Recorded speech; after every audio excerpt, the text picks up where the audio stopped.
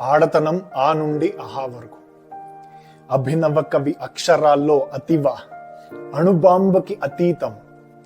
అతిశయోక్తి అసలే కాదు, ఆదిశక్తిరా ఆడది.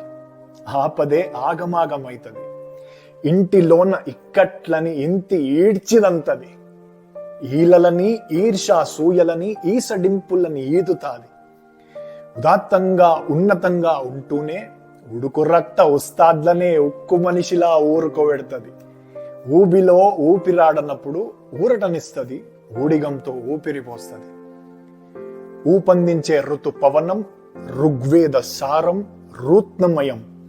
ఎదుటనున్నదిక ఎవడైనా, ఎదురు దెబ్బలెన్నెన్నైనా, ఎవరినీ ఏమార్చకపోవడం ఐతిహాసికం.